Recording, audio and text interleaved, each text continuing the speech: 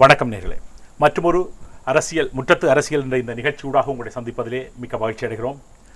நீண்டகால இடைவெளிக்கு பின்னர் மீண்டும் இந்த நிகழ்ச்சியிலே உங்களை சந்திப்பதிலே மகிழ்ச்சி அடைகின்ற அதே வேளையிலே உங்களுக்கு தெரியும், அண்மை காலங்களிலே யாழ்ப்பாணத்திலே மிக சர்ச்சைக்குரிய விவகாரமாக அல்லது விடயமாக பேசப்படுகின்ற ஒரு விடயம் அலுவலகங்களிலே பெண்கள் மீது நடத்தப்படுகின்ற பாலியல் பலாத்காரம் அல்ல பாலியல் வன்முறைகள், அதே போல இளம் சிறார்கள்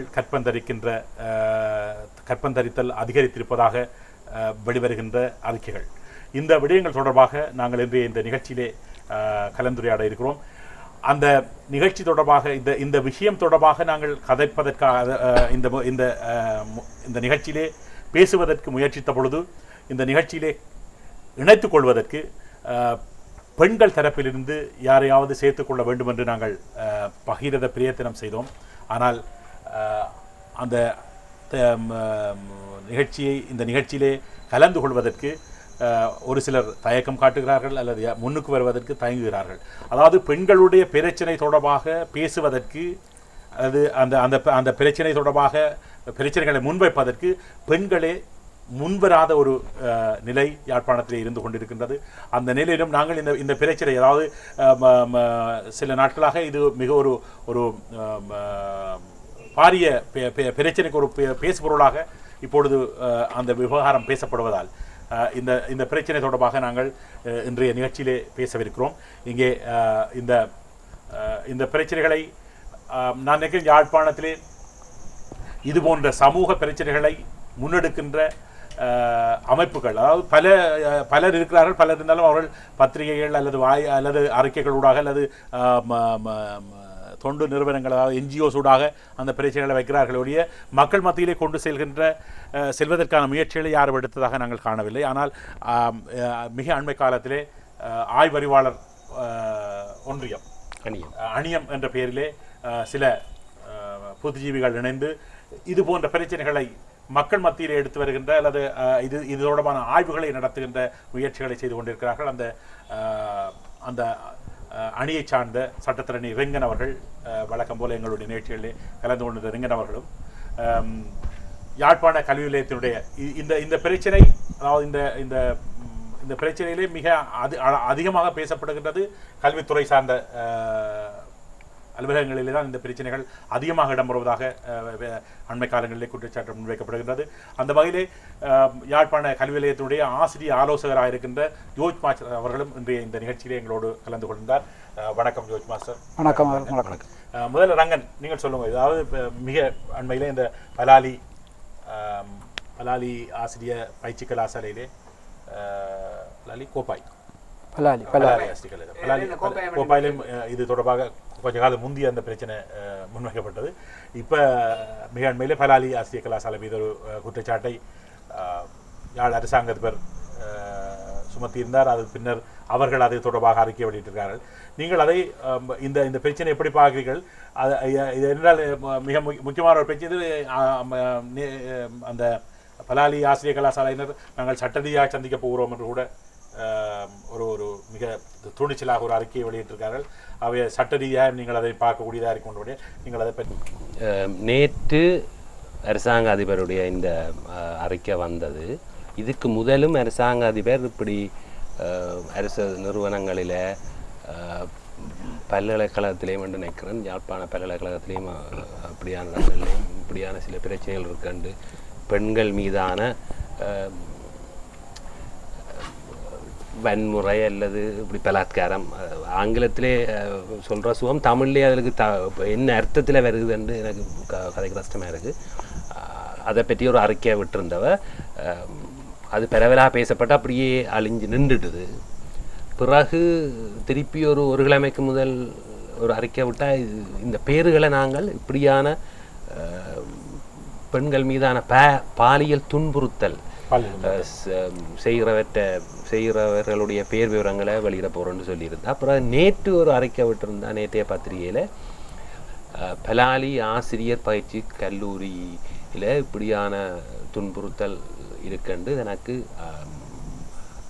முறைப்பாடு வந்திருக்குண்டு பேர் அந்த நிறுவனத்தின் பேரை சொல்லி ஒரு அறிக்கை விட்டுருந்தா. இன்றைக்கு அதுக்கு திருப்பி பலாலி ஆசிரியர் கல்லூரி வந்து ஒரு மறுப்பறிக்கை உண்டு. மறுப்பறிக்கையில் ஒரு கண்டன அறிக்கை வெளியிட்டு தாங்கள் நீதிமன்றத்துக்கு போவோம் என்றெல்லாம் சொல்லியிருக்கிறோம். நேற்று இந்த அரச அதிபருடைய அறிக்கை நான் நினைக்கிறேன் இந்த அறிக்கையை விட முதல் அதை பற்றி விசாரித்து விட்டுருக்கோன்னு தான் என்னுடைய கருத்து. ஏனென்றால் இல்லை ஒன்றே சொல்லியிருக்கா தான் அதோட விசாரிச்சிருக்கேன், போலீஸிட்ட முறைப்பட்டு போலீஸார் விசாரணை நடத்த சொல்லியிருக்கிறான். அது அவன் குற்றச்சாட்டு பொதுவாக அங்கே படிப்பிக்கிற எல்லாரையும் இல்லை குறிப்பிடுறது பிள்ளை. அங்கே இப்போ பயில்ற மாணவிகள், படிப்பிக்கிற ஆசிரியைகள். முதலாவது அறிக்கையில் அவன் சொல்கிறா சில தாஸ்தாவேஜில், அதாவது அங்கே பயிற்சி அளிக்கிறவர் தங்களுடைய டாக்குமெண்ட்ஸ் ஏதாவது எடுக்க போயிக்க, அந்த சர்டிஃபிகேட் எடுக்க போகிக்க அதை கொடுக்குறதுக்கு முதல் அவர்கள் அதை வச்சுக்கிட்டு துன்புறுத்துறாரு. ஸோ அப்போ அதை வந்து அங்கே அதிகாரத்தில் இருக்கிற பள்ளியில் இருக்கிற எல்லா ஆசிரியர்களும் டாக்குமெண்ட் கொடுக்கல நான் நினைக்கிறேன். யாராவது இங்கே மாஸ்டருக்கு தெரியும், யாராவது ஒரு அதிகாரியாலாம் கொடுக்க முடியும். அப்போ அந்த அவர் ஓரளவுக்கு கையை காட்டியிருக்கான்னு தான் நான் நினைக்கிறேன். ஆனால் கொஞ்சம் கூட விசாரித்து கூட, ஏனென்றால் இந்த குற்றச்சாட்டுகள் இப்போ ஒரு கடைசி ஒரு வருஷமாக இப்படியான குற்றச்சாட்டுகள் யாழ்ப்பாணத்தில் இருக்குன்னு வந்து கொண்டு இருக்கு. அதே போல் இன்றைக்கு வந்து இந்த பலாலி ஆசிரியர் பயிற்சி கல்லூரி விட்டிருக்கிற அறிக்கையும் கண்டிக்க வேண்டிய ஒரு அறிக்கை. இப்போ அவ வந்து என்ன சொல்லினோம் என்றால், இந்த அறிக்கையை உங்களுக்கு தந்த ஆள்கிட்ட பேரை சொல்லுங்கோ, அப்படியே கேட்கப்படாது.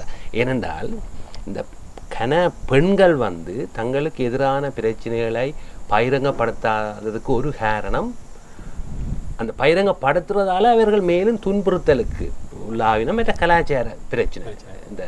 இந்த பிரச்சனைகளுக்கு எல்லாம் பிரதான காரணமாக இருக்கிறது எங்கள்ட இந்த தமிழ் கலாச்சாரம் தானே. அப்படியே அவை விட்ட அறிக்கையும் கண்டிக்கப்பட வேண்டியது. அவை என்ன சொல்லி இருக்கணும் என்றால், இப்படி வந்தால் இதை நீங்கள் விசாரிங்க, நீங்கள் பொதுவாக எல்லாரையும் குற்றம் சாட்டாமல் விசாரித்து சம்மந்தப்பட்ட ஆளை சொல்லுங்க, எங்களுக்கு உதவியாக இருக்கும், நடவடிக்கை எடுக்கணுமென்றது தான் அவன் அறிக்கையாக இருந்திருக்கணுமே ஒழிய, அவர்கள் இப்படி ஒன்றும் நடக்கையில் நாங்கள் சட்டப்படி நடவடிக்கை எடுப்போம், உங்களுக்கு தகவல் தந்த ஆளை சொல்லுங்கன்னு கேட்குறது தவறு. அவைகள் அப்படி கேட்கப்படாது. இந்த செய்தியை பற்றி தான் நம்ம விசாரிச்சிருக்கோம். மற்ற இது வந்து சர்வதேச ரீதியாக உள்ள பிரச்சனை தான். இந்த பெண்களுக்கு எதிரான அண்மையில் ஐரோப்பிய யூனியன் கூட ஒரு குழு நியமித்தது தங்களுடைய அலுவலகங்களில் நடக்கிற இது போன்ற இந்த பாலியல் சேஷ்டைகள் தொடர்பாக அதை தடுக்கிறதுக்கு எப்படி என்ன மாதிரி தடுக்கலாம்ன்றதை 6000க்கு ஒரு குழுவாப்பு கொடுத்தது. அதில் சொன்னது இப்போ அலுவலகத்துக்கு வர பெண்கள் கவர்ச்சியாக உடுப்படுத்தக்கூடாது, தடுக்கணும் அப்படின்னு ஒரு அறிக்கை கொடுத்தது. அதாவது இந்த பிரச்சனை உலகம் முழுக்க இருக்கிற பிரச்சனை தான். அதாவது அது வந்து இங்கே இருக்கிற பிரச்சனை நீங்கள் சொன்ன மாதிரி கலாச்சாரத்தோட சம்மந்தப்பட்ட ஒரு பிரச்சனை. பட் இப்போ இந்த பிரச்சனை வந்து யாழ்ப்பாண பல்கலைக்கழகத்தின் மீது நீண்ட காலமாக முன்வைக்கப்படுது. அதாவது சில விரிவுரையாளர்கள் மாணவர்கள் அவர்கள் கூட மார்க்ஸ் எடுக்கிறதுக்கு பாலியல் ரீதியாக துன்புறுத்தினம்ன்ற குற்றச்சாட்டு நீண்ட காலமாக இருக்குது. ஆனால் அதை சம்மந்தப்பட்டவர் தடுக்கிறதுக்கும் முயற்சி இருக்கையில் அது தொடர்ந்து அப்படியே இருந்துன்னு தான் இருக்கு. என்னென்றால் இப்போ இலங்கையில் சட்டப்படி குறிப்பிடத்தக்க அளவு பாதுகாப்பு பெண்களுக்கு இருக்குது. இப்போ முதல் வந்து தண்டனை சட்ட கோவேரியெல்லாம் இப்படி பெண்களுக்கு எதிரான வன்முறை அல்லது இந்த கற்பழிப்பு இப்படி போட்ட விஷயங்களுக்கு தனிப்பட்ட சட்டம் இருந்ததில்லை. இப்போ அதெல்லாம் மாற்றுப்பட்டு இப்போ ஹராஸ்மெண்ட்டுக்கு எதிராக உள்ளுக்கு ஒரு தடவை போடக்கூடிய அளவுக்கு சட்ட திருத்தங்கள் 95ஆம் ஆண்டு எல்லாம் கொண்டு வரப்பட்டது. பிறகு இப்போ தனியாக இந்த குடும்பத்தில் டொமஸ்டிக் வயலன்ஸுக்கு எதிராகவும் சட்டம் வந்திருக்குது. இப்போ இலங்கை இந்த அரசியலமைப்பு சட்டத்தில் இந்த பால் வேறுபாடு, சாதி வேறுபாடுகள் வந்தெல்லாம் ஒரு அடிப்படை மனித உரிமை மீறல் என்று வரையறுக்கப்பட்டது. அதுக்கு சில கட்டுப்பாடுகள் இருக்குது. உதாரணமாக இந்த போலீஸ் இராணுவத்துக்கு எதிராக நீதிமன்றத்தில் வழக்கு தொடர இயலாது. அவர்கள் வந்து நாட்டின் பாதுகாப்பு கருதி இப்படியான ஒரு அடிப்படை உரிமையை மீறி இருந்தால் நீதிமன்றத்தில் வழக்கு தொடர இயலாதென்றொரு அந்த இலங்கை அரசியலமைப்பு சட்டத்தில் ஒரு குறைபாடு ஒன்று இருக்குது, ஒரு கட்டுப்பாடு விதிக்கப்பட்ட குறைபாடு ஒன்று இருக்குது. இந்த இடத்துல நான் ஒரு விஷயத்தை சொல்லணும். இந்த குறைபாடை நீக்கிறதுக்கு சந்திரிகா பண்டாரநாயக்கா ஜனாதிபதியாக இருந்தபோது 2000 ஆண்டு ஆகஸ்ட் மாதம் கொண்டுவரப்பட்ட அரசியலமைப்பு திருத்தம், புது அரசியலமைப்பு கொண்டுவர வழிகிட்ட இந்த ரீஜனல் கவுன்சிலையும் கொண்டு வந்து இலங்கை தமிழர் பிரச்சனைக்கு தீர்வோட ஒரு திறமான ஒரு அரசியலமைப்பு சட்டம் வந்து பிறகு அண்டன் பாலசிங்கமே ஏற்றுக்கொண்ட ஒரு அரசியலமைப்பு சட்டத்தை கொண்டுவர முயற்சிக்க அதை தமிழ் தேசிய கூட்டமைப்பும் எதிர்த்தது.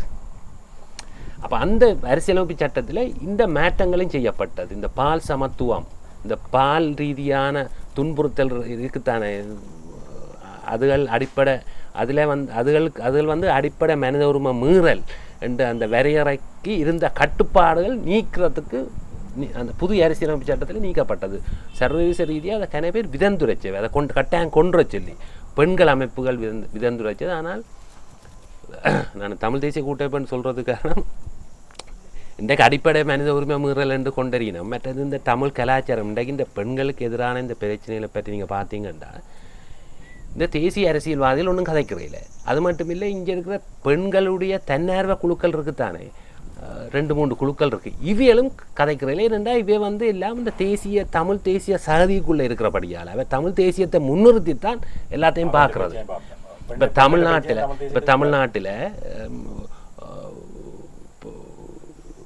தமிழ்நாடு தான் இப்போ நாங்கள் தானே தமிழ் கலாச்சாரம் எல்லாம் தான்றது.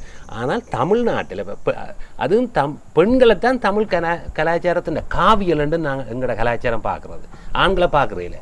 அப்போ பெண்களுக்கு எதிரான இந்த இதுகளுக்கெல்லாம் இந்த அடக்குமுறை, துன்புறுத்தல், ஒடுக்குமுறை காரணம் இந்த கலாச்சாரத்து ஒரு காரணம். எங்களோட தமிழ் கலாச்சாரம். தமிழ்நாட்டை பார்த்தால் இந்தியாவிலேயே பெண் சிசுக்கொலை இருக்குது.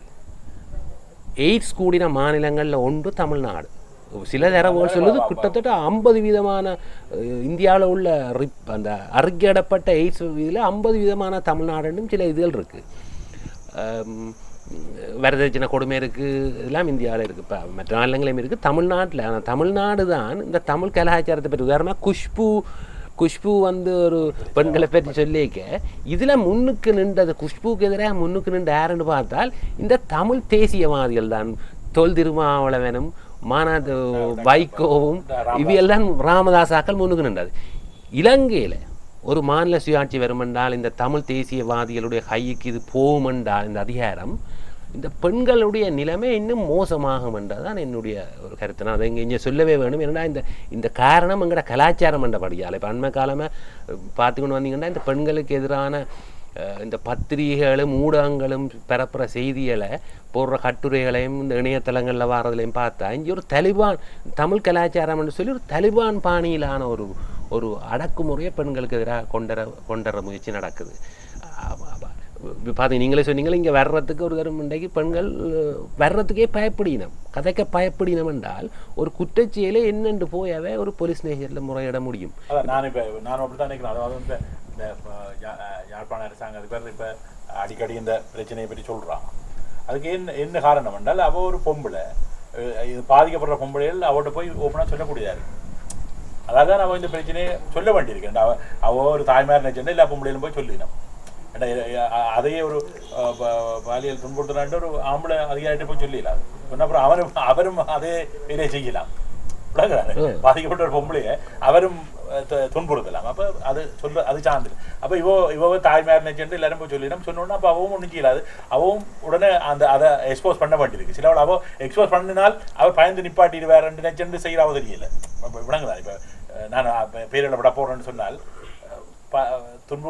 பாதிக்கப்படுற பொம்பளையில் பொம்பளையில துன்புறுத்துறவன் அட இந்த பேர் வந்துருமே என்று பயந்துருவாருன்னு நினைக்கிறான்னு தான் நான் நினைக்கிறேன். மாஸ்டர் நீங்கள் சொல்லுங்க, இப்போ உங்களோட பள்ளிக்கூடங்களில் நீங்கள் சேவையில் ஆலோசனை இருக்கிறவங்களுக்கு இப்படியான பிரச்சனைகளை நீங்கள் சில விட சந்திச்சிருப்பீங்க.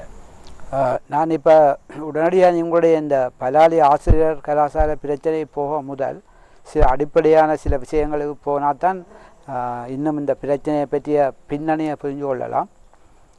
பொதுவாக இலங்கை பூராவும் சரி, அதிலையும் குறிப்பாக எமது பிரதேசத்தில் நீங்கள் இப்போ பார்த்தீங்கன்னா பெருமளவான பெண்கள் தான் பாடசாலைகள், கல்வி நிறுவனங்கள், டியூட்டர்கள், பல்கலைக்கழகங்கள், ஆசிரியர் கலாசாலைகள் என்பவற்றில் அதிக அளவான பெண்கள் வேலை செய்கிற நிலையை நீங்கள் பார்ப்பீங்கள். அது இலங்கையின் சனத்தொகையிலையும் அந்த பால் வேறுபாடு கொஞ்சம் ஆண் பெண்ணுன்ற இது சமத்துவ நிலைக்கு வந்திருக்குது. அதுலேயும் குறிப்பாக இந்த பெண்கள் வேலை செய்கிற இடத்தை பார்த்தீங்கன்னா யாழ்ப்பாண பிரதேசத்தின் பொதுவான தன்மை, பிரதேசத்தால் வார தன்மை. இங்கே வந்து நாங்கள் இந்த எடுகேஷனை இண்டஸ்ட்ரியன்னு தான் சொல்கிறது. ஏன்னு சொன்னால் இங்கே உள்ளவர்களுக்கு வேலை வழங்கக்கூடிய ஒரே தொழிற்சாலையாக இந்த கல்வி நிறுவனங்கள்லாம் இருக்குது. நான் கல்வி நிறுவனங்களோடு குறிப்பிடுறது டியூட்டர்கள் அடங்கலாக பாடசாலைகள்லாம் பெரிய இண்டஸ்ட்ரி. ஏனென்றால் அங்கே தான் அதுலேயும் நிறைய பெண்கள் தான் வேலை செய்கிற நிலை இருக்குது. அதால் இந்த பெண்கள் அதிக அளவு இந்த வேலை செய்கிற நிலை இந்த நிறுவனங்களில் பெண்கள் பெரும்பான்மையாக இருக்கிறதால இந்த துன்புறுத்தலுக்கான அல்லது பாலியல் இந்த அபியூஸ்க்கான வாய்ப்புகள் கொஞ்சம் அந்த சூழ்நிலை ஒன்று அதுக்கு இருக்குது. ஒன்று சரியென்று நான் சொல்ல வரையில் அந்த சூழ்நிலை குறிப்பாக நான் சார்ந்திருக்கிற அதிகமாக இருக்கிறதால் என்று இல்லை, அந்த அதிக அளவினர் அதில் இருப்பது, அங்கே அதிக அளவினர் இருப்பதில் இன்னொரு விஷயம் இருக்குது. குறிப்பாக எடுகேஷன் ஃபீல்டில், கல்வி ஃபீல்டில் இந்த அது ஆங்கிலத்தில் தான் சொல்லப்படும் ரீக்ரூட்மெண்ட் க்ரைட்டீரியான்னு சொல்கிறது. ஒரு தொழிலுக்கு ஒருவரை உள்வாங்கிக்க அந்த உள்வாங்கிறதுக்கான நியதிகள் வந்து திட்டவட்டமாக இல்லை. குறிப்பாக ஆசிரியர் தொழிலுக்கு யாரும் வரலாம். அது நீங்கள் பார்த்தீங்கன்னா தெரியும். தொண்டர் ரெண்டு ஒருவர் வருவார், அரிசி டீச்சர் ரெண்டு ஒருவர் வருவார், 1000 ரூபா டீச்சர் ரெண்டு ஒருவர் வருவார், பட்டதாரி பயனுறர்கள் ரெண்டு வருவினம். இப்படி தொழிலை பற்றிய பூரண விளக்கம் இல்லாத அநேகம் பேர் இதுக்குள்ள வறுமை, இந்த பிரதேசத்தில் இருந்த இந்த யுத்தம், இது போதிய கண்ண பிரச்சனைகளால் இதுக்கு வந்திருக்கிறோம். வந்த பிறகு அந்த தொழில் பற்றிய போதிய அளவு அறிவு இல்லாமையும் அவர்கள் எடுத்த உடனே இந்த அபியூஸுக்கு உள்ளாகிறதுக்கு வாய்ப்பு இருக்குது. ஏன்னா இந்த தொழிலில் அவர்கள் தொழிலுக்கு வாரது அந்த ஜீவனோபாய நிலையில், இதை விட்டால் வாழ்க்கை இல்லைன்னு ஏதோ வழியில் அந்த க்ரைட்டீரியாவுக்குள்ள வார இல்லை. இது யாழ்ப்பாணத்தில் உண்மை. இப்போவும் கன பேர் தங்களுக்கு தொண்டராசிரியர் தாங்க கொண்டு கேட்கினம். அவர்கள் எல்லாம் இந்த முன்பள்ளியில் இருக்கிறார்கள். எனவே இவர்கள் தான் நீங்கள் பார்த்தீங்கன்னா கன பேர் இந்த பத்திரிகையில் வர செய்திகளுக்கு இந்த பாலியல் துன்புறுத்தலுக்கு உள்ளாகினவர்கள் என்ற சொல்லப்படுறவர்கள் இந்த ஃபீல்டுகளுக்கு இருக்கிறார்கள் தான் கூட பேர். இதில் நான் குறிப்பாக இந்த இடத்துல இன்னொன்று சொல்ல வரேன், டியூட்டோரியலில் நடக்கிற விஷயங்கள் இன்னும் வெளியில் வரையில்லை. அங்கே நிறைய இருக்கு, உண்மையில இருக்கின்றது இருக்கின்றது. எத்தனையோ பிள்ளைகள்கிட்ட கதைகள் கேட்கலாம், அது வரையில்.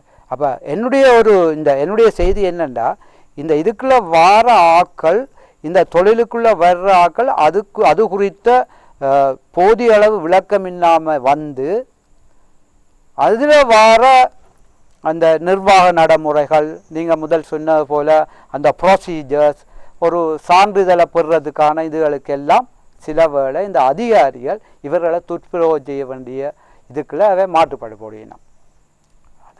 இது ஒரு மாட்டுப்படுறதுக்கான வாய்ப்புகள் இங்கே இருக்குது. அதுக்கான சம்பவங்களும் நடந்திருக்குது. இது அநேகமாக இருக்குது. இது பல்கலைக்கழகங்களில் இருந்து பாடசாலைகள் வரைக்கும் இருக்குது.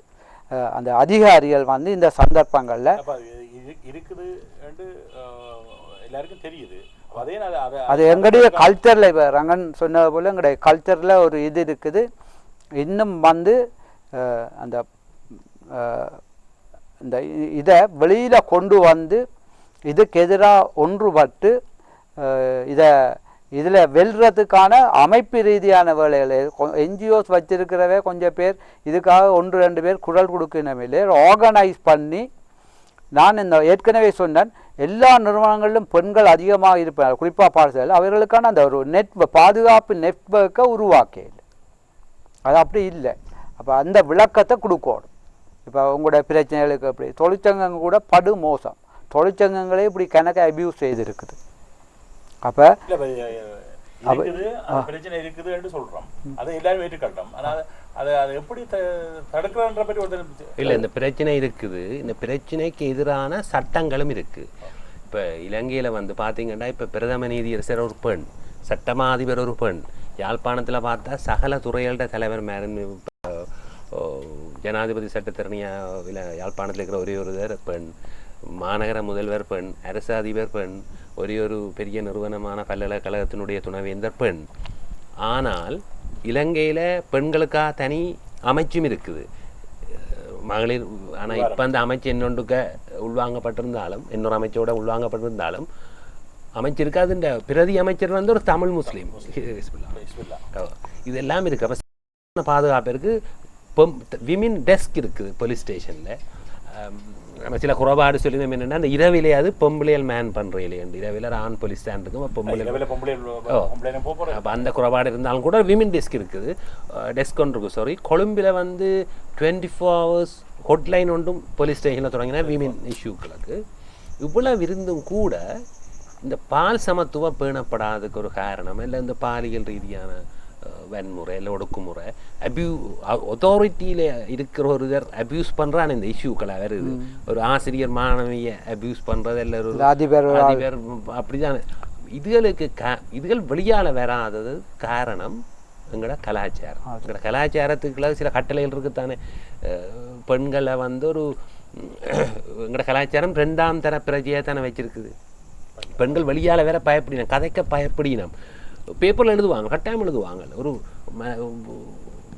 நாங்கள் நடைமுறையில் பார்க்குறோம். இங்கே மாநகர முதல்வருக்கு எதிராக எழுதப்பட்டது, அரசு அதிபருக்கு எதிராக எழுதப்படுறது. அவை வந்து தேசியவாதத்தை ஆதரித்தா எழுத மாட்டோம், தச்சமேல் அதற்கு எதிராக. அப்போ இந்த பெண் விடுதலை என்றது தேசியவாதத்துக்கு எதிராகத்தான் பார்க்கப்படுது. அப்போ இதுகள் அப்போ மற்ற என்ஜிஓக்களை பாருங்க, பொம்பளைகள்கிட்ட என்ஜிஓக்கள் இருக்குது. இப்போ சாந்தி சச்சிதானந்தம் ஒன்று வச்சிருக்கிறா, சரோஜா சிவச்சந்திரன் ஒன்று வச்சிருக்கிறா, ஷெரின் ஷேவியர். ஆனால் அது இப்போ அது வச்சிருக்கிறா ஹியூமன் ரைட்ஸ்ன்றது பெண்கள் இதான சம்பந்தமானது இல்லை. இப்போ சாந்தி சச்சிதானந்தம் எல்லாம் பெண்ணியவாதின்னு சொல்கிறா. அவ நடத்துகிற விழுது என்ற சஞ்சிகையில் உங்களுக்கு தெரியும், யாழ்ப்பாண பல்கலைக்கழகத்தில் ஒரு விரிவுரையாளர் ஒரு ஒரு சிறுமியை 30 முறை கற்பழிச்சோன்ற ஒரு வழக்கு நடந்தது. அந்த அவருக்கா அந்த வழக்கில் வாதாடினதும் ஒரு தமிழ் தேசிய கூட்டமைப்பு பாராளுமன்ற உறுப்பினர் தான்.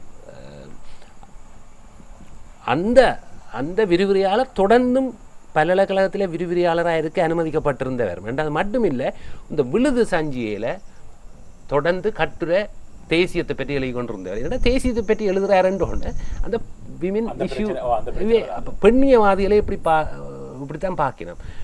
இப்போ நாங்கள் யாழ் ஆய்வாளர் அணியத்தால் ஒரு இந்த இஷ்யூ ஒன்றை பற்றி ஒரு பயிரங்க அறிக்கை விட்டு நாங்கள் கொழும்பிலிருந்து வந்த ஒரு விளப்பாரிய நீதியரசர் பெண்களை பற்றி கேவலமாக காய்ச்சது. அது ஒரு பெண் அமைப்புகளும் தமிழ் அமைப்போ இல்லை தென்னிலங்கையில் இருக்கிற அமைப்புகளுக்கு தெரிய வர நியாயம் இல்லை. தமிழும் அமைப்புகள் ஒன்றுமே அதை கண்டிக்க வரையில் நாங்கள் கண்டிச்சினாங்க. அப்போ என்னென்றா உதாரணமாக இப்போ இவர் நீதியரசர் விக்னேஸ்வரன் இல்லைப்பா, அவர் வந்து இங்கே சொன்னார், தெற்கிலேருந்து வர அந்த தெற்கிலேருந்து விபச்சாரிகள் வந்து தமிழ் இளைஞர்கள் விலை வீசுறேன்ட்டு. அது வந்து தெற்கிலேருந்து வர முழு சிங்கள பெண்களையும் இதன்றது மட்டும் இல்லை, தமிழ் இளைஞர்களை கேவலப்படுத்துறதும் கூட. தமிழ் இளைஞர் புறஞ்ச விபச்சார விடுதிகள் வருது, நிறைய பெண்கள் விபச்சாரிகள் என்றெல்லாம் வரப்பட்டது. நான் நேரடியாக சம்மந்தப்பட்ட இன்னொரு விஷயம் இருக்கு. நான் இந்த கலாச்சார இதை பற்றி பார்க்க தான் பாருன்னு. இந்த எப்படி இந்த இதுகள் வந்து இந்த சுமார் ஒரு கொசிப்புக்காக சொல்லாமல் சம்பந்தப்பட்டவர்கள் 2-3 பேர் பெண்கள் இந்த சட்டத்தால் வழங்கப்பட்டிருக்க பாதுகாப்பை பயன்படுத்தி நீதிமன்றத்துக்கு கொண்டு வந்து இவர்களை தண்டனைக்கு உட்படுத்தினால் ஒழிய இந்த அபியூஸ் வந்து தொடரத்தான் போகுது.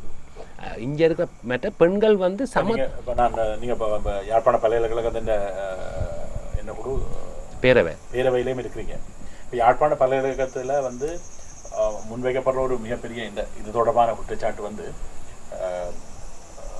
விரிவுரையாளர்கள் பேராசிரியர்கள் தங்களுடைய மாணவர்களில் கிளாஸ் எடுக்கிறதுக்கு ரிசர்ச் எடுக்கிறதுக்காக தான் அவர்களை பாலியல் ரீதியாக துன்புறுத்துகிறார்கள் அது வந்து இப்போ அது வந்து இந்த ஒரு மஞ்சள் பத்திரிகையில் வர செய்தியை தானே வந்தது. இல்ல, நான் சொல்றது இல்லை, அது வந்து ஆதாரபூர்வமாக பல்கலைக்கழகத்தில் ஒரு பாதிக்கப்பட்ட ஒரு மாணவி வந்து முறைப்பாடு செய்து இப்போ அரசு அதிபருக்கு ஒரு முறைப்பாடு போன மாதிரி அப்படி ஒரு முறைப்பாடு வந்து என்றால் ஒரு நடவடிக்கை எடுக்கப்படும். மற்ற இப்போ வந்து ஒரு வர துணைவேந்தர் ஒரு பெண்ணாய் தானே இருக்கிறா. அப்போ வந்து பாதிக்கப்பட்ட ஒரு மாணவி போய் அல்ல துணைவேந்தர் நடவடிக்கை எடுக்கலாம். இப்போ என்ன பாதிக்கப்பட்ட மாணவி போய் சொல்றதுன்றதுக்கு அப்பால இப்போ வந்து அந்த விரிவுரையாளரை பாலியல் ரீதியாக திருப்திப்படுத்தினால் அவ கிளாஸ் அடிக்கலாம்னா அவர் விரும்பித்தான் போறவும் இருக்குதான். அது இப்போ நான் என்னென்றால் இந்த செய்திகள் பருவாரம் இதுகள் வந்து ஆனா அதுவும் ஒரு வகையில பாலியல் துன்புறுத்தல் தான். அவர் அத்தாரிட்டியில இருக்கிறவரால் செய்யறது பிள்ளை. ஆனா இதை தடுக்கிறதுக்கு ஏன் அதை நாங்கள் தடுக்கிறது மிக இலவான வழி இருக்குதானே. அந்த அந்த அந்த அந்த எக்ஸாம்ல ரிசர்ச் முடிவெடுக்கிறது இந்த பல்கலைக்கழகம் வேறு பல்கலைக்கழகத்துக்கு அனுப்பி ரிசர்ச்சை பார்த்தா என்ன இல்லை. இந்த செய்திகளை நீங்கள் வந்த இணையதளத்தையோ பத்திரிகைகளோ பார்த்தீங்கள் என்றால் இதுகள் பொய்யே எழுதி கூட நடத்துறவ. இப்போ இது வந்து ஒரு கொசிப்பேத்தான் இருக்கு. இப்போ நான் என்ன சொல்றேன்டா, இது உண்மை என்றால் இது சம்பந்தப்பட்ட தரப்பு இதுக்கு எதிராக நடவடிக்கை எடுக்கணும். நாங்கள் இந்த பத்திரிகை செய்திகளை வச்சு என்ன வலையில நடவடிக்கை எடுக்கிறது உங்களுக்கு விளங்கு நான் சொல்றேன். இப்போ எது இந்த பள்ளிக்கூடத்தில் எப்படி நடக்குது என்றால் ஒரு ஒரு ஆணித்தரமாக சில விஷயங்கள் தெரிய வந்தால் தான் ஒரு நடவடிக்கை எடுக்கலாம், அதை நிறுத்த பார்க்குறதா செய்யலாம், விழிப்புணர்வு ஊட்டலாம். பெண்களுக்கு இப்போ நாங்களே இப்போ மாணவிகளுக்கு நாங்கள் போய் வகுப்பெடுக்கலாம்.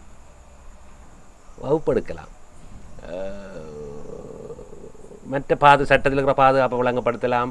அப்யூஸ் என்றா என்னன்னு சொல்லலாம், பால் சமத்துவம் என்றா என்ன, அசோல்ட் என்ன, இதில் பற்றி விளக்கம் கொடுத்து அவைகளோட உரிமைகளை நிலைநாட்டி அவைகளுக்கு என்னென்ன பாதுகாப்பு இருக்குன்னு சொல்லலாம். அப்படி அதுகளை செய்து அதன் மூலம் அவையை நாங்கள் என்ன அந்த தங்களோட சொந்த கால நீக்க பண்ணி மூலம் இப்படியான விஷயங்களை பகிரங்கமாக கொண்டு வந்தால் நடவடிக்கை எடுக்கலாம். ஒரு பத்திரிகையில் வர ஒரு கிசுகிசுவை வச்சு என்னென்று கதைக்கிறதுன்னு தான் எங்களுக்கு கேள்வி. இப்போ நடந்து கொண்டிருக்க இந்த பிரச்சனை பலாலி பயிற்சி கலாச்சார சமூக பிரச்சனை அவர்கிட்ட நேரடியாக ஒரு பாதிக்கப்பட்ட ஒரு முறையிட்டோ அது நடவடிக்கை எடுக்க அதான் சொல்கிறேன். அது நடவடிக்கை எடுக்கிறது நல்லது, எடுக்கப்படணும். அப்படி நடவடிக்கை எடுக்கிறத மூலம் இதுகள் குறைக்கலாம். அதோட இதே நேரத்தில் நாங்கள் ஒரு ஒரு ஒரு ஒரு ஆக்ஷன் பிளான் ஒன்றும் தமிழ் பெண்களுக்கு கொண்டு வரலாம். அது தமிழ் ஒன்றை கொண்டு வந்து இது ஒரு ஆண்கள் சம்பந்தப்பட்ட பிரச்சனையும் தானே. இப்போ தமிழ் சமூக பிரச்சனை என்னென்னால் வந்து ரெண்டு பிரச்சனை ஒன்று. இப்போ பலாலி ஆசிரியர் பலாலி இப்படி நடந்தேன்னு சொல்றதால அங்கே இருக்கிற எல்லா ஆசிரியர்களும் அந்த சமூகத்தால் ஒரு தவறாக பார்க்கப்பட போகிறாங்க. அதே மாதிரி அங்கே இருக்கிற பிள்ளைகள் எல்லாருமே மாணவிகள் எல்லாருமே அங்கே போன எல்லாருமே, அதாவது உங்களுக்கு தெரியும் வரையில், அதாவது இந்த பயிற்சி இந்த இந்த போர் முடிஞ்ச பிறகு பெண் போராளிகள் மிகப்பெரிய ஒரு பிரச்சனையை சந்திச்சு கொண்டிருக்கிறாங்க. என்னென்றால் இந்த சமுதாயம் இன்னமாவே ஏற்றுக்கொள்ள இல்லை. அது மாதிரி அதான் இந்த யுத்தம் இப்போ வந்து நீங்கள் வந்து போன படந்த ஒரு நிகழ்ச்சியில் சொன்னது என்ன ஞாபகம் இருக்கு. அதாவது வெளிநாட்டுக்கு போகிறண்டு 6 பொம்பளை பிள்ளைகளை கொண்டு போய் அதை போயிட்டு வந்து இங்கே வாழையிலாமல் இருக்கேன். ஸோ அப்போ இந்த பிரச்சனையை நாங்கள் நேரடியாக அப்படி எடுத்துன்னு போயிடலாம். எல்லோருக்கு விதவைகள் இருக்கிற பிரச்சனை, பெண்களை தலைமை தாங்குற வீடுகள், அவையில் தான் உழைக்கிறாக்களாக இருக்கிறது வீடுகள், வேலையில்லா இலங்கையில் ஆணுக்கும் பெண்ணுக்கும் கிட்டத்தட்ட 2 மடங்கு பெண்கள் வேலை இல்லை ஆணோட ஒப்படை வீதாசாரத்தில். அது ஒரு பிரச்சனை. திருமணம் இல்லை, சீதனம் இல்லாத பிரச்சனை. அப்போ அதால் அது பொருளாதார பிரச்சனை. வேலை வாய்ப்பை தேட வேண்டி வரும். வேலை வாய்ப்பு தேடி கொண்டு போய்க்க ஒரு வலிமை குறைஞ்ச நிலையில் பெண்கள் இருக்க அப்யூஸ் படுறதுக்கு கூட சான்ஸ் இருக்குது. இது ஒரு சீதனத்தை பாருங்க. இப்போ நேற்று எனக்கு நீதிமன்றத்தில் கதை கேட்க அங்கே இருக்கிற ஒரு ஊழியர், ஒரு பொம்பளை ஊழியரால் சொன்னால் அங்கே வேலை செய்கிற ஒரு தற்காலிக ஊழியர் வேலை நிரந்தரம் இல்லை. அவற்றை கல்யாணம் நடந்துட்டு சீதனம் 30 லட்சம் ரூபாய் ஒரு வீடு யாழ்ப்பாணத்தில். அப்போ சீதன பிரச்சனை பெரிய பிரச்சனை. இது ஒரு பெரிய சமூகம். அந்த பெண்களுக்கு நான் முதல் சொன்னால் அந்த அவர்களுக்கு அவருடைய இந்த பொருளாதார நிலைமைகள் ஏதாவது ஒரு வேலை வாய்ப்பை பெறுறது இந்த அதில் வர தடைகளுக்கு அவே வெள்ளை இல்லாமல் இப்படியான அபியூஸுகளுக்கு உள்ளாகின. இப்போ இந்த அண்மையில் கடந்த ஆறு மாதமாக இந்த வருஷத்தில் மிக அளவுக்கு அதிகமான இந்த இளம் பிள்ளைகள் கற்பந்தரிக்கிற விஷயம் அது இந்த சீதன பிரச்சனை நினைக்கிறீங்களா? இளம் பிள்ளைகள் போதிய விவரம் இல்லாமல் இருக்கும். மற்றது எதிர்காலம் இப்போ இந்த கல்வி தொழிற்சாலைகள்னு சொன்னார். ஆனால் இந்த தொழிற்சாலைகள் வேலையற்றவர்களை தான் உருவாகி கொண்டிருக்குது. நம்பிக்கை ஊற்று எதிர்காலம் இல்லாமல் போய் கொண்டிருக்குது. நாங்கள் 60 வருஷமே இந்த 13 சட்டம் சுயாட்சி சமஸ்டியை பற்றி தான் காய்ச்சி கொண்டிருக்கிறோம். இப்போ நான் சொன்னேன் 2000 ஆண்டு ஆகஸ்ட் மாதம் சந்திரிகா கொண்ட அந்த அரசியலமைப்பு சட்டம் ரீஜனல் கவுன்சில்ஸை உருவாக்குற சட்டத்தை கூட்டமைப்பு எதிர்த்தது. அதுக்கு சமஷ்டி என்ன தேடி பார்த்துட்டு இல்லையா என்ன கொண்டு வந்தாலும் அதைத்தான் தேடி பார்க்கணும். மற்ற ஒன்றையுமே பார்க்குறீங்க. அது மிகத்தரமான விஷயங்கள் இருந்தது. சர்வதேச பெண்கள் பற்றின விஷயத்தில் இப்போ எங்கே போய் இதை முறையிடுறது? இப்போவும் இந்த பெண்கள் இஷ்யூவை பற்றி யாராவது கதைக்கணுமா? பெண்கள் அமைப்பு கூட கதைக்குது இல்லை. இரண்டாவது தேசியவாத சேத்துல போய் நான் சொன்ன அந்த தமிழ் பெண்கள் தலைமை தாங்கிற அமைப்புகள் இருக்குல்ல, இவ என்ன செய்யணும்? திருப்பி இப்போ ஒரு வருஷமாக இந்த பிரச்சனை கதைக்கப்படுது. பெண்களை அபியூஸ் பண்ணப்படினோம், மாணவிகளை அபியூஸ் பண்ணப்படினோம், அலுவலகங்களில் பெண்களை அபியூஸ் பண்ணப்படினோம். இப்போ இந்த மொபைல் அபியூஸ் ஒன்று வருது, சைக்காலஜிக்கல் அபியூஸ் இருக்குது, விமினேசஸ் ஹெட் ஹவுஸ் ஹோல்டை பற்றி கதைக்கிறோம், விடோஸை பற்றி கதைக்கிறோம். என்ன செய்யணும்? அதுக்குள்ள ராணுவம் ஏதாவது சம்மந்தப்பட்டா சொல்லுவினோம். உண்மையில் அப்படி பார்க்க தெற்கிலான் போலீஸ் இராணுவம் சம்மந்தப்பட்ட பெண்களுக்கு எதிரான வன்முறைன்னு தெற்கிலான் கூட ஒப்புட்டளவில் வழக்கில் இல்லை. இப்போ 2 யுத்தத்துப்புற இல்லை, ஒப்புட்டளவில் பார்த்தா அதுக்கு. ஆனால் பெண்கள் அப்போ அந்த பெண்களுக்கு எதிரான இதுகள் தான் அடிப்படை பிரச்சனை. இதுகளுக்கு பெரிய பாரிய பிரச்சனை. மேலே இந்த எனக்கு தெரிஞ்ச விஷயங்களே பெண்களிட இந்த யுத்தம் இந்த 30 வருஷம் யுத்தத்தில் பாருங்க, பெண் தற்கொலை போராளி தானே பிறகு ஒரு பெருசாக வந்தது. அதுவும் ஒரு பெண்ணுக்கு எதிரான ஒரு சுரண்டல் தானே. அதை பெண்கள்கிட்ட பாலை பாவிச்சு தானே அந்த பெண் தற்கொலை போராளிகள் உருவாக்கப்பட்ட பெண் தற்கொலை போராளிகள் இந்த இஷ்யூ அதையும் எங்களோட சனம் கைதட்டி இதன்றது தானே. நாங்கள் ஒரு சிறிய இடைவெளிக்கு பின்னர் இந்த நிகழ்ச்சியை மீண்டும் இணைந்து கொள்வோம்.